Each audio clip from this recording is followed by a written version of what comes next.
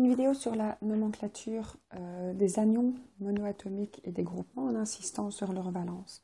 Alors je vais vous les présenter en tableau, commençant par la valence 3, puis 2, puis 1.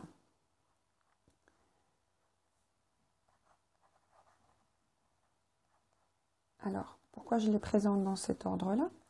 C'est parce que ils sont présentés comme ça dans le tableau périodique. Donc les anions sont formés dans les non-métaux, donc à droite dans le tableau, dans les colonnes 7A, vous avez des atomes qui ont 7 électrons dans leur dernière couche, 1, 2, 3, 4, 5, 6, c'est la structure de Lewis, des doublets non liants et un électron célibataire. Ils ont donc une seule place pour accueillir un électron reçu d'un métal et former donc un anion une fois négatif qui est en octet, comme les gaz rares et stables. Donc les anions de la colonne 7A, des halogènes, vont être le fluorure, le chlorure, le bromure, l'iodure. Les anions de la colonne précédente, qui ont donc 6 électrons, la colonne 6A, ils ont 2 électrons célibataires, vont être à 2 charges négatives. Donc ils ont la place pour accueillir 2 électrons, soit de 2 sodium, soit de 1 magnésium qui donnera 2 électrons. Donc ils vont former des sels avec des métaux aussi. Donc les anions des non-métaux de la colonne des sulfurides, c'est par exemple le soufre qui forme l'ion sulfure, moins. Et de la valence 3, ce sera la colonne 5A, donc qui ont 3 électrons célibataires. Et donc là, vous allez avoir le phosphore dans la famille des azotides, le phosphore avec 3 charges négatives. Donc l'ion du phosphore s'appelle l'ion phosphure. Sulfure, fluorure, chlorure, bromure, iodure. Donc vous avez le suffixe ure. Un petit truc pour retenir ce suffixe pour les anions monoatomiques. On peut retenir qu'ils sont purs. Ils sont sans oxygène. Donc les suffixes ure, dès que vous voyez un ure quelque part, il n'y a pas d'oxygène. Alors les autres de la même série, vous allez avoir donc l'azote, qui donc va faire l'ion nitrure. Vous allez avoir l'oxygène, qui va faire l'ion oxyde. On ne dit pas oxygénure, c'est une des exceptions. Vous avez l'hydrogène, qui forme l'ion hydrure. Donc même s'il est dans la colonne 1A, lui, pour ressembler au gaz rare hélium, il doit faire le duet, donc gagner un seul électron. Et donc il va être de la même valence, on peut séparer les valences, que les halogènes. Voilà, donc ça, ce sont les anions monoatomiques. Je ne crois pas que j'oublie parmi les plus courants. Si on passe maintenant au groupement oxygéné de ces anions monoatomiques, donc les halogènes vont pouvoir former des groupements oxygénés. Ils en font 4 différents, ce sont ceux qui en ont le plus. Ils ont plusieurs étages d'oxydation, on appelle ça. Et donc, ils peuvent accepter 1 ou 2 ou 3, 4 oxygènes. Et par chance, tous les groupements oxygénés vont avoir la même valence que leur atome porteur. Donc, souvent, pour les valences, c'est même valence des groupements oxygénés, donc des groupements et de l'atome. Ça, c'est super facile. On ne doit pas chercher. Alors, pour le chlore, c'est comme ça. Vous pouvez faire exactement la même chose pour le brome. Il a 1, 2 ou 3 oxygènes. Et ils ont tous la même valence que leur atome porteur. Vous pouvez faire la même chose pour le fluor et l'iode, mais je ne vais pas passer ce temps-là. Alors, les noms de ces groupements. Donc, quand il n'y a pas d'oxygène, c'est ure. Quand il n'y a pas beaucoup d'oxygène, donc ceci, 1 ou 2 oxygènes, ce sera it. It. Alors, qu'est-ce que vous pouvez entendre dans it? Nous sommes en Belgique et it, ça ressemble aux frites. Et les frites sont assez minces et vous avez donc peu d'oxygène. Et les deux autres vont être en at. At, vous voyez bien la grosse patate.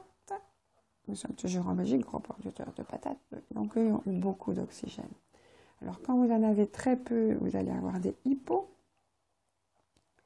Hypochlorite, hypobromite, hypoiodite, hypofluorite. Et quand vous en avez beaucoup, vous allez avoir un pair à l'avant qui est quelque part proche de hyper.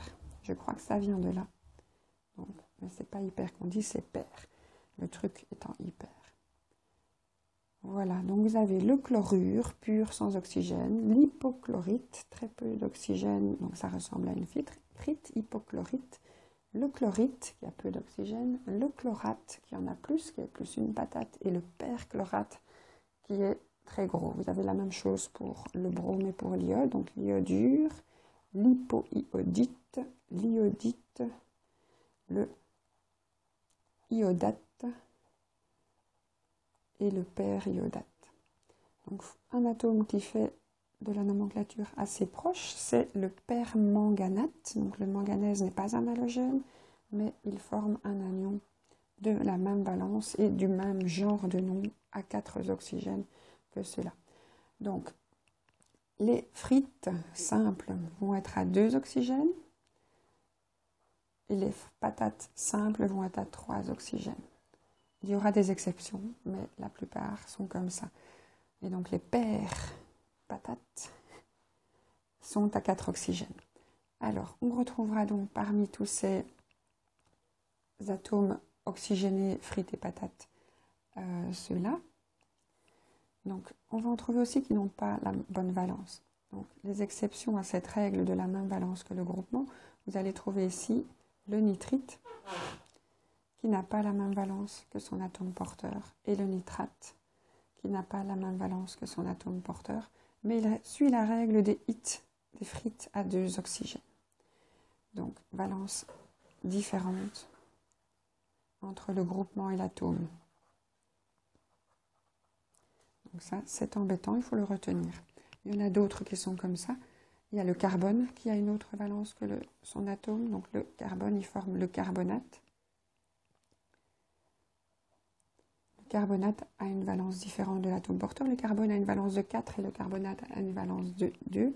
Encore un qui fait cette exception-là, c'est le chrome. Donc le chrome fait partie des familles B, au même titre que le manganèse. Et donc sa valence n'est pas spécialement facile à retenir. Il y en a d'ailleurs même plusieurs, comme le manganèse. Et donc son groupement oxygéné principal, c'est le chromate. Alors le chromate est en exception pour la valence et est en exception aussi pour le nombre d'oxygène. Donc les frites qui ne seront pas à 2 carbones ou les patates qui ne seront pas à 3 carbones, on va les indiquer en orange. Il y en a d'autres. Et donc le chromate, il n'a pas la bonne valence, il n'a pas la bonne nombre d'oxygène, donc c'est une double exception. Alors il a aussi un petit copain qui est le dichromate, et lui va avoir 7 oxygènes, un nombre à retenir également, et pas la même valence que son atome porteur, mais heureusement la même valence que son autre groupement oxygéné. Donc chromate et dichromate ont la même valence, il faut les retenir, et non, un nombre différent de la règle habituelle pour les nombres d'oxygène. Alors pour les règles du nombre d'oxygène, les frites et les patates un nombre différent, nous en avons encore 2 exceptions. C'est le sulfite, le sulfate. Ils ont la même valence que leur atome porteur, donc ça, ils respectent la valence, mais ils ont un nombre d'oxygène différent. 3 pour le sulfite, 4 pour le sulfate, alors que ça devrait être 2 et 3. Le deuxième copain qui fait la même chose, c'est le phosphore. Il a aussi 3 et 4. Et donc lui, il va avoir des frites et des patates qui n'en sont pas à 2 et 3. Voilà. Je regarde si je n'ai rien oublié. Alors, ceci, ce sont tous les atomes, les groupements qui sont monoatomiques ou juste oxygénés. On peut aussi parler des groupements hydrogénés, hydrogénaux. Alors, les hydrogénaux, ça a l'air compliqué à étudier, mais les hydrogénaux vont être des groupements covalents, donc au même titre que les liaisons covalentes entre les carbones et les oxygènes, qui sont des anions, donc ils vont faire des liaisons ioniques avec des métaux dans les sels, mais ils vont parfois faire des liaisons avec, par exemple, l'oxygène ici peut se lier à 2 sodiums, mais il peut se lier à un hydrogène. Et ça, c'est une liaison covalente. L'hydrogène est un non-métal et il fait des liaisons covalentes avec l'oxygène. Et donc, on va avoir un groupement hydrogéné.